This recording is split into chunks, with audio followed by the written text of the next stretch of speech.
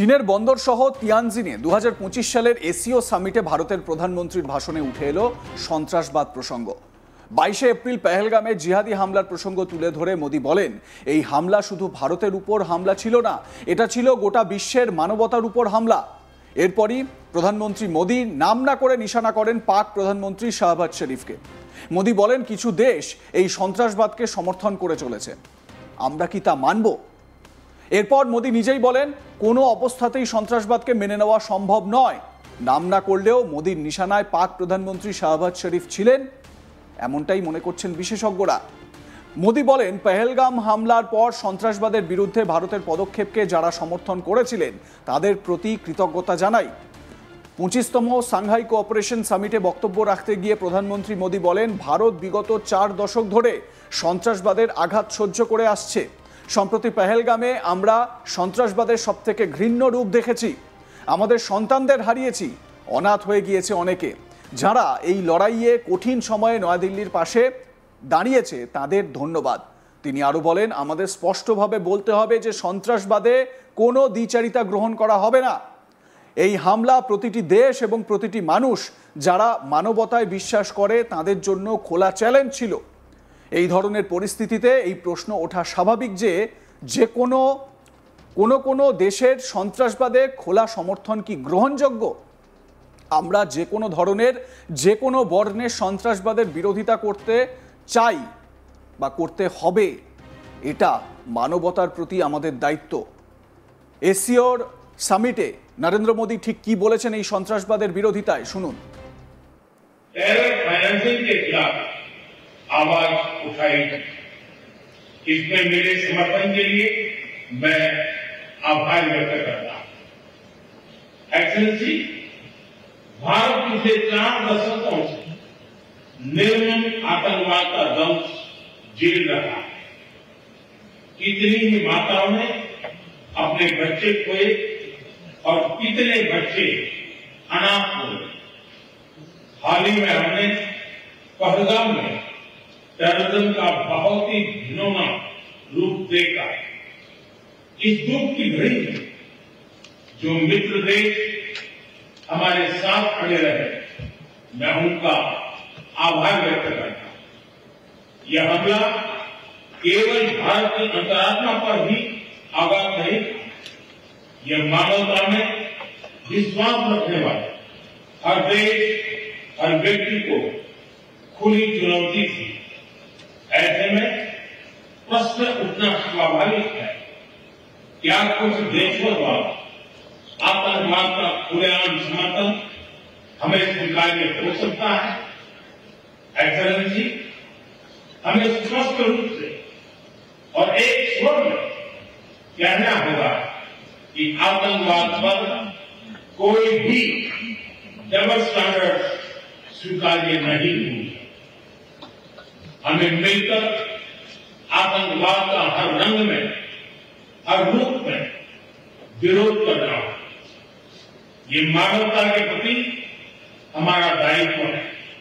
SCO को लेकर भारत की सोच और नीति 3 मुख्य स्तंभों पर आधारित है। एससीओ, एस सिक्योरिटी, सी कनेक्टिविटी, ओ अपॉर्चुनिटी। पहले स्तंभ एस यानी सिक्योरिटी के संदर्भ में मैं कहना चाहता हूं कि सुरक्षा, शांति और स्थिरता किसी भी देश के विकास का आधार है। किंतु इस मार्ग में आतंकवाद, अलगाववाद और अतिवाद बड़ी चुनौतियां हैं। आतंकवाद सिर्फ किसी देश की सुरक्षा ही नहीं, बल्कि पूरी मानवता के लिए एक साझा चुनौती है। कोई देश, कोई समाज, कोई नागरिक अपने आप को इससे सुरक्षित नहीं समझ सकता। इसलिए आतंकवाद से लड़ाई में भारत ने एकजुटता पर बल दिया। इसमें एससीओ रेट्स की बहुत महत्वपूर्ण भूमिका रही। इस वर्ष भारत ने ज्वाइंट इंफॉर्मेशन ऑपरेशन को लीड करते हुए अल कायदा और इससे जुड़े आतंकी संगठनों से लड़ने का इनिशिएटिव किया।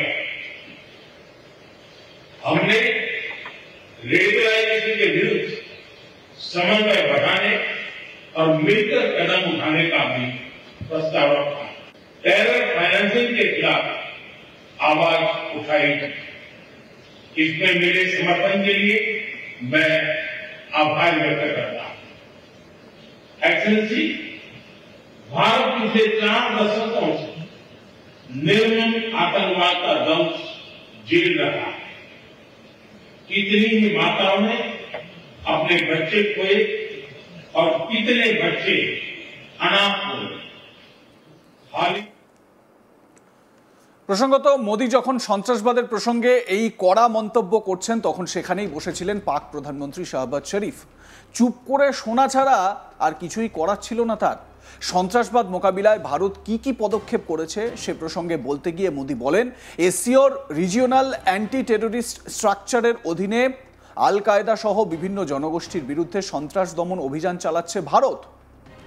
এবারে শাহবাজ শরীফ, পাকিস্তানের তরফ থেকে শাহবাজ শরীফ এই টেরোরিজমের মোকাবিলায় কি কি বার্তা দেন বা কি কি বলেন সেটা দেখবার মতন বিষয় হবে বা শোনার মতন বিষয় হবে। এবং যে অভিযোগটা নাম না করে প্রধানমন্ত্রী বুঝিয়ে দিলেন যে পাকিস্তানের বিরুদ্ধে ভারতের অবস্থান কি এবং সন্ত্রাসবাদ ইস্যুতে পাকিস্তানের অবস্থান কি, এরপর পাকিস্তানের তরফ থেকে কি বার্তা দেওয়া হয় সেটা কিন্তু দেখতে হবে।